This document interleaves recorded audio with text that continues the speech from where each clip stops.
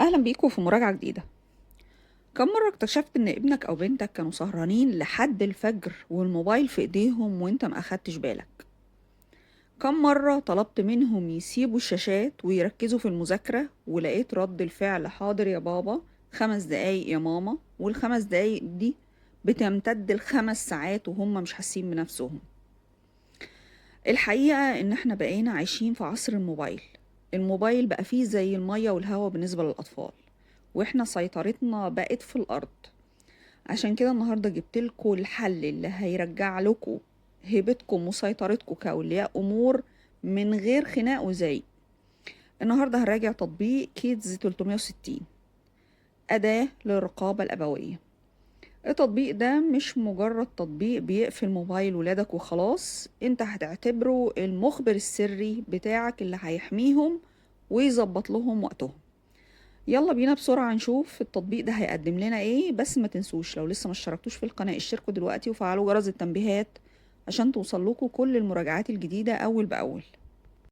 وخليني في الأول ألخص لكم المميزات الأساسية اللي هتخليك تنزل التطبيق ده حالا. أول ميزة هي حظر التطبيقات. تقدر بضغطة واحدة تحظر أي تطبيق، تيك توك، يوتيوب، ألعاب مجنناهم ولهياهم عن الدنيا كلها زي البابجي مثلا بالنسبة للولاد، زي الكورة.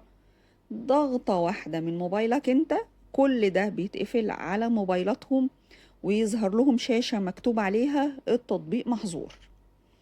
كمان بتقدر تظبط حدود للتطبيقات، مش لازم تمنع خالص، انت ممكن تظبط وقت محدد، مثلا ساعة واحدة بس في اليوم للإنستجرام للألعاب. أول ما الساعة دي بتخلص الموبايل بيقفل لوحده تلقائي. كمان الميزة الأهم من دي، ميزة بقى تريح قلب كل أم. التطبيق فيه GPS قوي جدا بيعرفك مكان طفلك بالظبط على الخريطة فين. كمان بيبعتلك إشعار أول ما بيوصل البيت أو أول ما بيوصل المدرسة بالسلامة. كمان هتلاقي إن التطبيق بيبعتلك تقرير يومي دقيق جدا يقولك ابنك قضى كام ساعة على الموبايل، فتح ايه بالظبط، عشان تبقى فاهم دماغه رايحة فين. بصوا بقى، اي تطبيق رقابة ابوية ممكن يعمل اللي فات ده كله، بس 360 كيدز فيه تركتين مستخبيين انا هعرفه لكم النهاردة، وبده هكون وفرت عليكم انكم تدوروا في التطبيق وتستخدموه لفترة طويلة. اول تركة هقول لكم عليها ان التطبيق ده فيه نظام تحفيزي ذكي جدا. انت ممكن تقفل لعبة معينة وتعمل مهمة للطفل، زي مثلا لو خلصت مذاكرة الرياضة النهاردة او رتبت اوضتك هتاخد نص ساعة زيادة للألعاب. الطفل طبعا بيطلع جري يعمل المهمة دي وانت بتوافق له عليها. هتوافق له عليها فالموبايل يديله المكافأة، والمكافأة هتكون وقت زيادة عن اللي هو بيستخدمه. كده حولنا الرقابة من قفش وخناق لاتفاق الولاد بيحبوه جدا. النظام ده هتلاقيه موجود في التطبيق اسمه المهمات والجوائز. التركة التانية اللي هقولك عليها، احنا عارفين طبعا ان ولادنا جيل جديد عبقرة التكنولوجيا، اول حاجة بيفكروا فيها انهم يمسحوا التطبيق نفسه عشان يخلصوا من الرقابة دي. التركة هنا بقى التطبيق محمي بكلمة سر قوية وصلاحيات مسؤول الجهاز.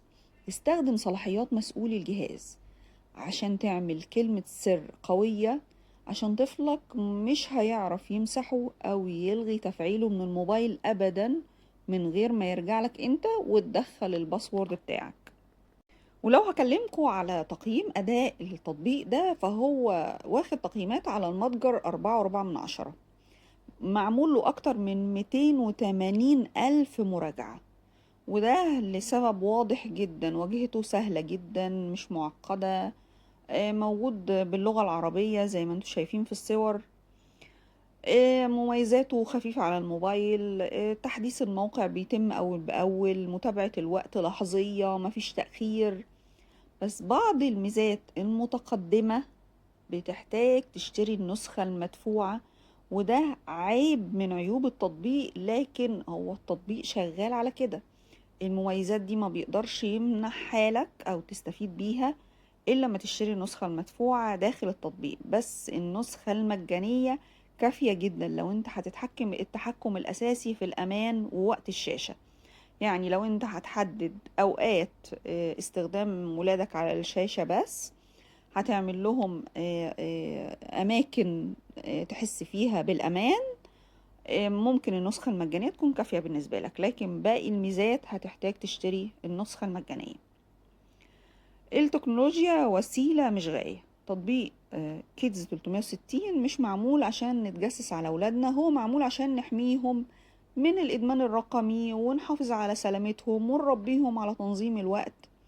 التطبيق متاح كمان للأندرويد والآيفون. جربوه وقولولي في التعليقات رأيكم ايه فيه. وسؤالي ليكم النهاردة واللي عايزاكم كلكم تشاركوني بتعليقاتكم وتردوا عليه، شايفين ايه السن المناسب اللي المفروض الطفل يمسك فيه موبايل خاص بيه؟ وهل انتوا مع فكرة تطبيقات الرقابة الأبوية ان احنا كآباء نكون واخدين بالنا من ولادنا 24 ساعة من موبايلاتهم في ال 24 ساعة، ولا مع فكرة ان الطفل ليه خصوصيته اللي من حقه يحتفظ بيها؟ ما تنسوش اللايك والشير عشان الكل يستفيد، واستنوني في فيديو جديد.